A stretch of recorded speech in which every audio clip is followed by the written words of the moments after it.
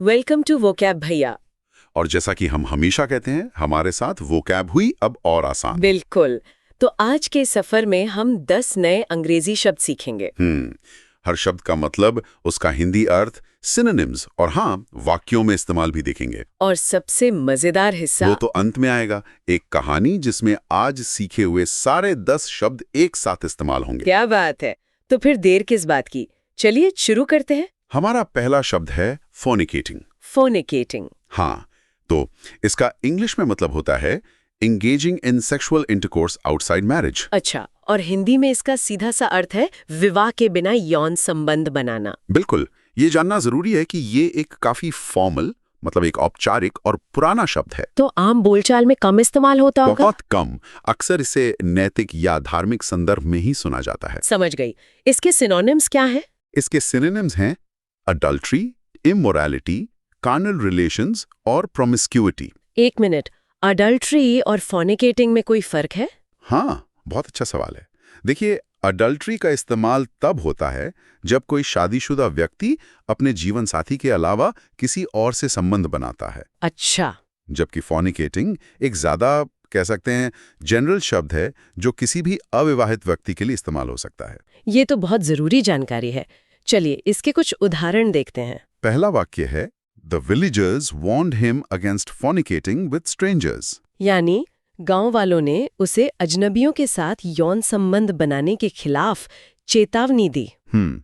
और दूसरा वाक्य, She felt guilty after discovering her brother was fornicating secretly। और इसका हिंदी में मतलब हुआ, अपने भाई को चुपके से यौन संबंध बनाते हुए जानकर उसे अपराध बोध हुआ। चलिए, अब अगले शब्द पर चलते हैं। हमारा दूसरा शब्द है रोजरी। इसका मतलब है a string of prayer beads used in counting prayers। Hindi में हम इसे माला या प्रार्थना की माला कहते हैं। जी, जैसे हमारे यहाँ जप करने वाली माला होती है वैसी। हाँ, ये तो काफी जाना पहचाना है। इसके सिनोनिम्स क्या होंगे? इसके सिनोनिम्स है प्रेयर बीड्स, बीड्स, चैपलेट और गार्लैंड। गार्लैंड, उसका मतलब तो फूलों की माला भी होता है। हाँ, होता है, लेकिन अगर प्रार्थना के संदर्भ में बात हो रही हो तो इसका मतलब भी प्रार्थना की माला हो सकता है। ठीक है, समझ गई।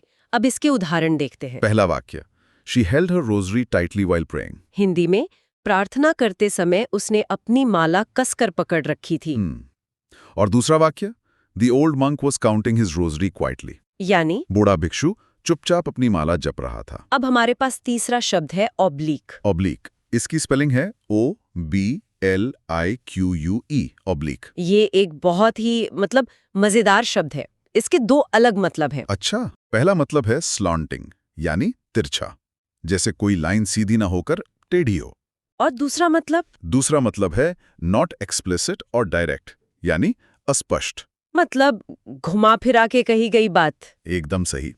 जब कोई सीधी बात ना करे तो उसे ऑब्लिक कमेंट कहते हैं। वाह, मतलब ये शब्द किसी चीज के लिए भी इस्तेमाल हो सकता है और किसी बात के लिए भी। बिल्कुल, इसके सिनोनिम्स भी वैसे ही हैं, इनडायरेक्ट, स्लैंटेड, डायगोनल और सबटल। चलिए उदाहरणों से ये और साफ हो जाएगा। तो पहला उदाहरण, His oblique remarks confused everyone in the meeting। अच्छा, तो इसका मतलब हुआ उसकी अस्पष्ट टिप्पणियों ने बैठक में सभी को भ्रमित कर दिया।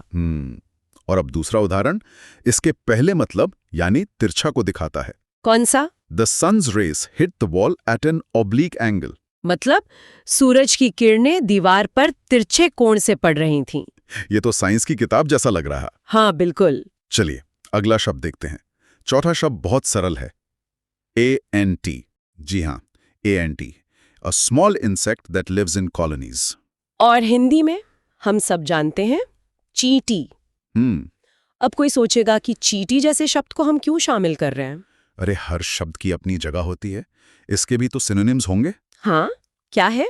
इसके सिनोनिम्स हैं इंसेक्ट, वर्कर और एक बहुत पुराना शब्द है पिज़्मायर। पिज़्मायर, ये तो मैंने भी पहली बार सुना। जी, और इसका वैज्ञानिक नाम फोमिक्सीडे है। चलिए वाक्य में प्रयोग देखते हैं। पहला वाक्य है, The ant carried a crumb much bigger than itself।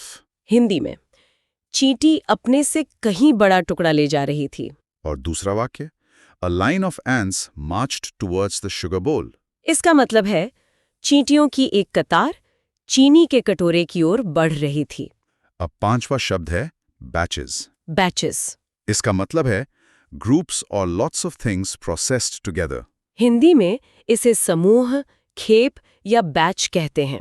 हाँ, ये शब्द तो हम काफी इस्तेमाल करते हैं, जैसे बिस्किट का एक बैच या स्टूडेंट्स का बैच।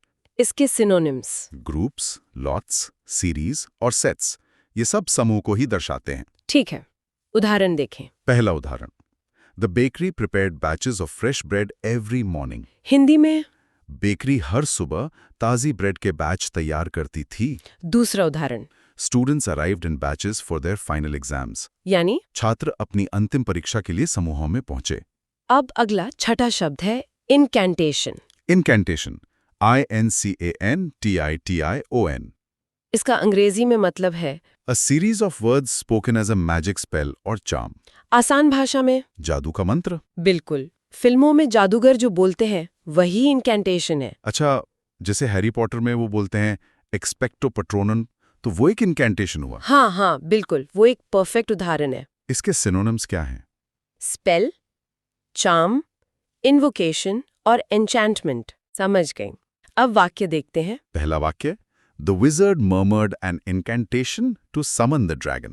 हिंदी में, जादूगर ने ड्रैगन को बुलाने के लिए एक मंत्र बुदबुदाया। दूसरा वाक्य, She used an old incantation to protect her home. मतलब उसने अपने घर की रक्षा के लिए एक पुराने मंत्र का इस्तेमाल किया। हमारा सातवां शब्द है captivate.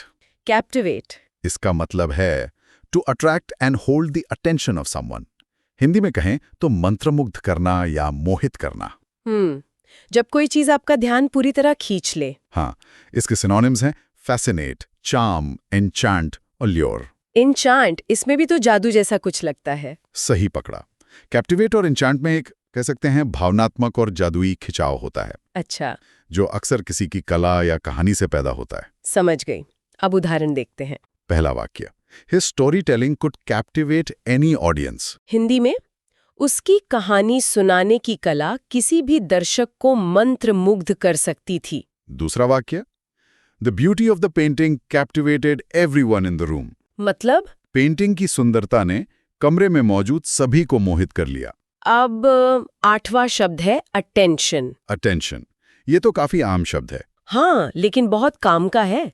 इसका मतलब है focusing the mind on something, यानी ध्यान या एकाग्रता। इसके सिनोनिम्स तो फोकस, कंसंट्रेशन, नोटिस, अवेयरनेस होंगे। जी हाँ, चलिए उदाहरण देखते हैं। The teacher called the students to pay attention. ये तो हर स्टूडेंट ने सुना होगा। शिक्षक ने छात्रों को ध्यान देने के लिए कहा। और दूसरा वाक्य, He gave his full attention to the instructions. यानी उसने निर्देशों पर अपना पूरा ध्यान दिया। चलिए, अब नौवां शब्द है इल्यूडेड। Eluded, ये इल्यूड का पास्ट टेंस है। इसका अर्थ है टू एस्केप और अवॉइड समवन और समथिंग। हिंदी में बच निकलना या छकमा देना। बिल्कुल, पर इसका एक और बहुत दिलचस्प इस्तेमाल है। अच्छा, पहले सामान्य उदाहरण देखते हैं। The thief eluded the police once again. Hindi में, चोर एक बार फिर पुलिस को चकमा दे गया। अब इसका दूसरा इस्तेमाल देखिए। The answer to the riddle eluded him. ये दिलचस्प है। इसका मतलब हुआ पहेली का जवाब उसकी समझ से बाहर था। एकदम सही। तो ये दिमागी तौर पर कोई चीज हाथ ना आने के लिए भी इस्तेमाल होता है। हाँ जी, जैसे आप कह सकती हैं, His name eludes me right now. मतलब उसका नाम अभी मुझे याद नहीं आ रहा। वाह। अब आज का 10वां और आखिरी शब्द, entwine. एंटवाइन। इसका मतलब है to twist together और wrap around.